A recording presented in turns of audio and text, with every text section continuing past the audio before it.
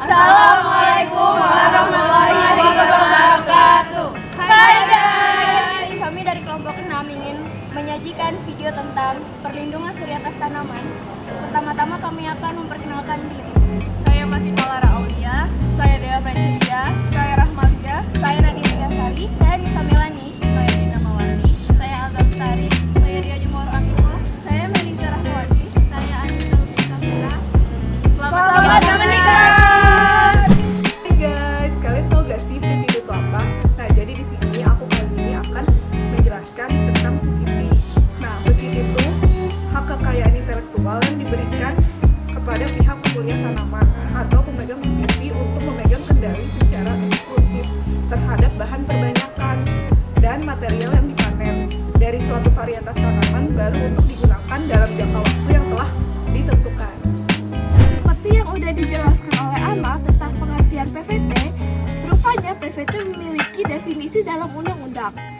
PVT dalam undang-undang berarti perlindungan khusus yang diberikan oleh negara, yang di dalam hal ini diwakili oleh pemerintah dan pelaksanaannya dilaksanakan oleh Kantor Perlindungan Varietas Tanaman terhadap varietas tanaman yang dihasilkan oleh pemulia tanaman melalui kegiatan pemuliaan tanaman.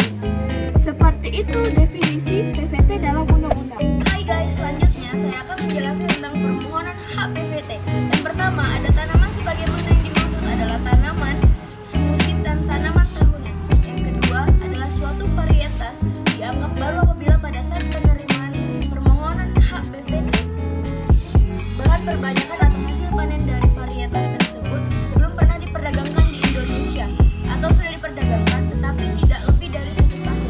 Yang ketiga, suatu varietas dianggap unik apabila varietas tersebut dapat dibedakan secara jelas dengan varietas yang lain. Keberadaannya sudah diketahui secara umum pada saat penerimaan permohonan hak PVT. Keempat, suatu varietas dianggap seragam apabila sifat-sifat utama atau penting pada varietas tersebut terbukti seragam meskipun bervariasi sebagai akibat dari cara tanam dan lingkungan yang berbeda-beda.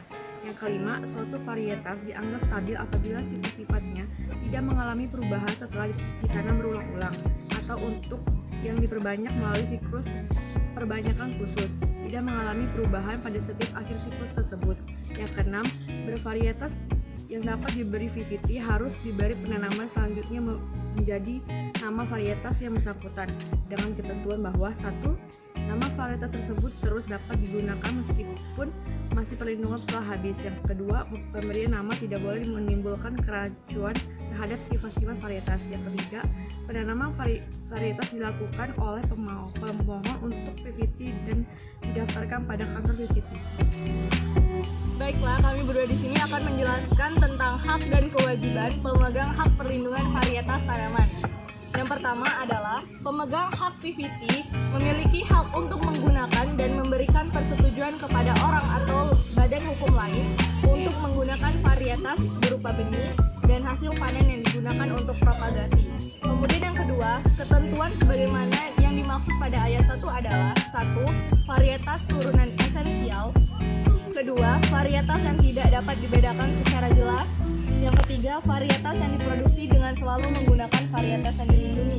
Kemudian, adapun hak-hak untuk menggunakan varietas, yang pertama adalah menawarkan, yang kedua adalah menjual dan memperdagangkan, yang ketiga adalah mengekspor, yang keempat adalah mengimpor, dan yang kedelapan adalah mencadangkan untuk keperluan. Dan yang ayat keempat adalah penggunaan hasil panen yang digunakan untuk propagasi sebagaimana yang dimaksud pada ayat 1 yang berasal dari varietas yang dilindungi harus mendapat persetujuan dari pemilik hak PVT. Penggunaan varietas turunan esensial sebagaimana dimaksud pada ayat kedua harus mendapatkan persetujuan dari pemegang hak PVT atau pemilik varietas asal dengan ketentuan sebagai berikut. Yang pertama, varietas turunan esensial berasal dari varietas yang telah mendapat hak PVT atau mendapat penanaman berdasarkan peraturan perundang-undangan. Yang kedua, varietas tersebut pada dasarnya mempertahankan ekspresi sifat-sifat esensial dari varietas asal. Yang ketiga, varietas turunan esensial sebagaimana dimaksud pada butir A dan butir B dapat diperoleh dari mutasi alami atau mutasi induksi. Yang keenam, varietas asal untuk menghasilkan varietas turunan esensial harus telah diberi nama dan didaftar oleh pemerintah. Hai guys, kali ini kami akan menjelaskan tentang prosedur pendaftaran PVT di Indonesia. Pendaftaran PVT dari dalam negeri bisa langsung mengajukan ke Pusat Perlindungan Varietas Pertanian dan Perizinan Pertanian atau PVT-PP atau melalui jasa konsultan PVT terdaftar. Kalau misalkan dia itu di wilayah Indonesia, maka harus konsultan ke perlindungan varietas tanaman di Indonesia selaku kuasa. Subjek perlindungan varietas tanaman. Pemegang hak PVT adalah pemulia atau orang atau badan hukum atau pihak lain yang menerima lebih lanjut hak PVT dari pemegang hak PVT sebelumnya. Pengumuman permohonan hak perlindungan varietas tanaman 6 bulan setelah tanggal penerimaan permohonan hak PVT, yang kedua 12 bulan atau setelah tanggal penerimaan permohonan hak PVT dengan hak prioritas. Tidak dianggap sebagai pelanggaran hak perlindungan varietas tanaman apabila 1. Penggunaan sebagian hasil panen dari varietas yang dilindungi sepanjang tidak untuk tujuan komersial. Yang kedua, penggunaan varietas yang dilindungi untuk kegiatan penelitian, pemuliaan tanaman, dan perakitan varietas baru. Selanjutnya, pengalihan hak perlindungan varietas tanaman. Hak PVT dapat beralih atau dialihkan karena pertama, pewarisan, 2. hibah, 3. wasiat, 4. perjanjian dalam bentuk akta notaris, dan kelima, sebab lain yang dibenarkan oleh undang-undang. Pengalihan hak PVT harus disertai dengan dokumen PVT berikut hak lain yang berkaitan dengan itu. Selanjutnya, lisensi. Pemegang hak PVT berhak memberi lisensi kepada orang atau badan hukum lain berdasarkan surat perjanjian lisensi. Perjanjian lisensi harus dicatatkan pada kantor PVT dan dimuat dalam daftar umum PVT dengan membayar biaya yang besarnya ditetapkan oleh Menteri.